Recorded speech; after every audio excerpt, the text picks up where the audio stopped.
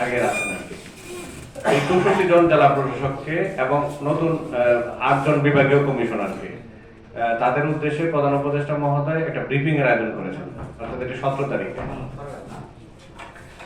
তারিখে আমাদের 10:30টায় ব্রিফিং শুরু হয়ে প্রধান উপদেষ্টা আমাদের উদ্দেশ্যে ভাষণ দিয়েছেন। তারপরে আমাদের একটু নাস্তার বিরতি ছিল। তারপরে 4 জন সচিব স্যার আবার ব্রিফিং দিয়েছেন। তার মধ্যে ইলেকশন কমিশনের সচিব স্যার, তারপরে স্বরাষ্ট্র সচিব স্যার, জনপ্রশাসনের সচিব স্যার, আর হচ্ছে মন্ত্রী পরিষদ বিভাগের মন্ত্রী পরিষদ সচিব স্যার আর কি, তারা বক্তব্য রেখেছেন। আচ্ছা, প্রধান উপদেষ্টা মহোদয় তার বক্তব্যে যে কথাগুলো বলেছেন, আমার মনে হচ্ছে খুব সংক্ষেপে যদি বলি তাহলে উনি বোঝাতে চেয়েছেন যে এবারে নির্বাচনটা একটা ইতিহাস সৃষ্টিকারী নির্বাচন। সেটা কিভাবে?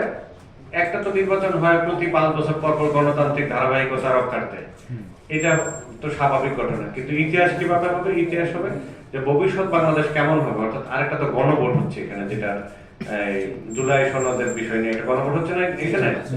কাজে ভবিষ্যৎ বাংলাদেশ কেমন হবে, বাংলাদেশ কি রূপরেখা তার ভবিষ্যৎ নির্মাণ করবে, সেটা এইবারে নির্বাচনে সিদ্ধান্ত হবে।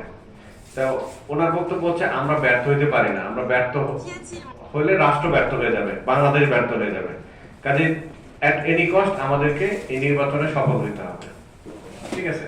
তো এই আমরা যোগদান করলাম 17 তারিখে, আমি 18 তারিখে দায়িত্ব নিলাম, মানে 17 তারিখে রাত্রেই আমরা এখান থেকে রওনা দিয়ে আসি। যেহেতু রাত হয়ে গেছে, রাতের ক্ষমতা মানে হস্তান্তর হয় না। পরের দিন মঙ্গলবারে আমরা দায়িত্ব হস্তান্তর গ্রহণ হলো। বুধবার দিন কমিশনার স্যার আমাদেরকে ডাকলেন। ঠিক আছে, নতুন যারা আমরা যুক্ত হলাম সবাইকে মিটিং এ ডাকলেন। ডেকে ওনার বক্তব্য হচ্ছে এখন ডিসিদের একটাই কাজ, সেটা হলো নির্বাচন, আর বাকি কাজ হলো রুটিন ওয়ার্ক। ইলেকশন কমিশনের সচিব স্যার প্রধান উপদেষ্টার কার্যালয়ে বলেছেন যে আগামী মাসের 4 থেকে 10-এর মধ্যে সম্ভাব্য তফসিল ঘোষণা হতে পারে। 4 থেকে 10-এর মধ্যে, এটা ওনাদের এখনো পর্যন্ত ওনাদের যে সিদ্ধান্ত সেটা হলো ডিসেম্বরের 4 থেকে 10-এর মধ্যে তফসিল ঘোষণা হবে। আমাদেরকে ওইভাবেই ওনারা প্রস্তুতি নেওয়ার জন্য বললেন। কমিশনার স্যার বললেন যে সময় খুব কম, প্রত্যেকটা নির্বাচনী কেন্দ্র ঘুরে ঘুরে ডিসি সাহেবকে জানতে হবে এই কেন্দ্রের কি অবস্থা।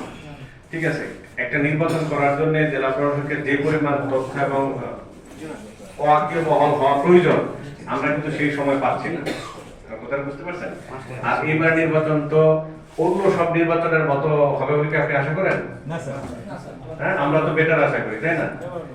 কাজে এটা করার জন্য আমাদের যে প্রস্তুতি, এটা একটা বিরাট প্রস্তুতির বিষয়। আপনারা নিশ্চয়ই বুঝতে পারছেন, একটা নির্বাচন মানে একটা বিরাট বিষয়, এবং সেটা যদি পার্টিসিপেটরি মূলক নির্বাচন হয়, সবাই যেন তার ভোটাধিকার প্রয়োগ করতে পারেন সঠিকভাবে, এইটা এনশিওর করা আমাদের সকলের দায়িত্ব। কাজেই স্যারের বক্তব্য হচ্ছে যে তোমার এখন 1 নাম্বার কাজ হচ্ছে নির্বাচন।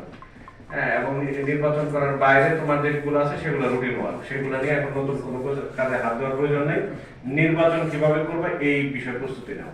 ঠিক আছে, আমরা সেইভাবে প্রস্তুতি